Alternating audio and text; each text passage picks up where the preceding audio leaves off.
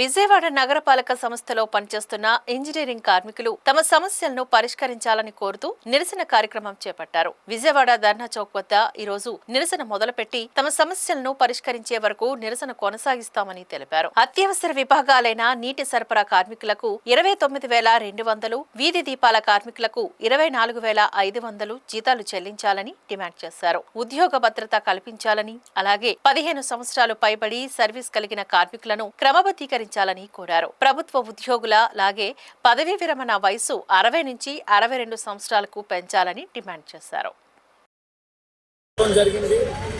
ప్రభుత్వం నుంచి ఎటువంటి స్పందన కరువైనటువంటి పరిస్థితుల్లో ఈరోజు ఏది లేకుండా మేము రోడ్డు మీదకి రావాల్సి వచ్చింది. ఎందుకంటే మాకు న్యాయమైనటువంటి డిమాండ్లు ఇంజనీరింగ్, మున్సిపల్ ఇంజనీరింగ్ కార్మికులు అందరికీ కూడా టెక్నికల్, నాన్ టెక్నికల్ జీతాలు ఇవ్వాలని, టెక్నికల్ 29,200 రూపాయలు, నాన్ టెక్నికల్ 24,500 రూపాయలు ఇవ్వాలని మేము తెలియపరచడం జరిగింది. అదేవిధంగా సంక్షేమ పథకాలు, ఏదైతే రిటైర్డ్ బెనిఫిట్లు ఏదైతే రిటైర్డ్ అయిపోయి ఉన్నారో వాళ్ళకి 10,000 పెన్షన్ అని అడుగుతున్నాం. అదేవిధంగా వయో పరిమితి 60 సంవత్సరాల నుంచి 62 సంవత్సరాలకి పెంచమని మా ఈ మెయిన్ డిమాండ్లుగా పెట్టడం జరిగింది. కానీ ఈ ప్రభుత్వం 10 రోజుల నుంచి ఒకసారి చర్చకి పిలిచారు సిడిఎంఏ గారి సమక్షంలో. కానీ అవి ఎటువంటి క్లారిటీ లేనటువంటి చర్చలుగా మిగిలిపోయినాయి. లేని పని మేము డ్యూటీలకు ఎక్కమంటే మేము ఇది తేలితేనే మేము ఎక్కుతామని కార్మికులందరూ కూడా వ్యతిరేకించినటువంటి పరిస్థితి.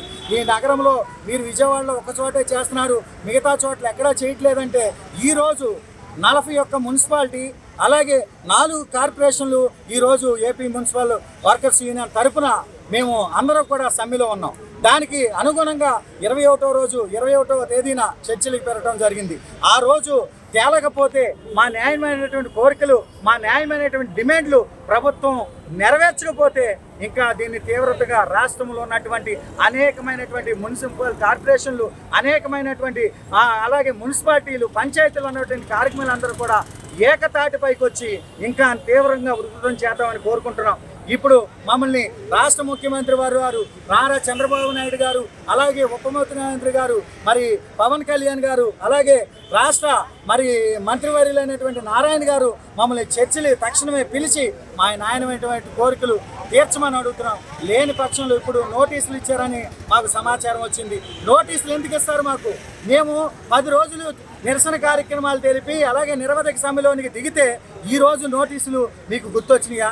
ప్రజలకి మాకు దాహం తీర్చేటటువంటి కార్మికులు, నగరమంతా నీళ్ళు ఇచ్చేటటువంటి కార్మికులు మాకు కన్నీళ్లు మిగిలిన, అలాగే వీధి దీపాలు ఇచ్చేటటువంటి కార్మికులు వాళ్ళ జీవితాల్లో చీకటి కమ్ముకొని ఉంది.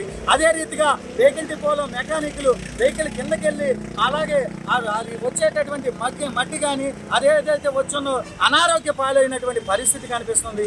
అలాగే చైన్ దళం పైకెక్కి స్తంభాల మీద నుంచి పడిపోయినటువంటి పరిస్థితి, అలాగే స్ట్రీట్ అయ్యేటటువంటి కార్మికులు స్తంభాల మీద నుంచి పడిపోతే ఎటువంటి బెనిఫిట్లు లేనటువంటి పరిస్థితి. అలాంటి పరిస్థితుల్లో మాకు న్యాయమైనటువంటి డిమాండ్లు తీర్చమని, మా కోరికలు తీర్చమని, మాకు కుటుంబానికి ఈరోజు నిత్యావసర వస్తువులన్నీ పెరిగి ఉండగా కుటుంబాన్ని పోషించుకోవాలంటే 35,000 రూపాయలు కావాల్సి ఉండగా మేము కేవలం 29,200 రూపాయలు మాత్రమే మేము అడుగుతున్నాం.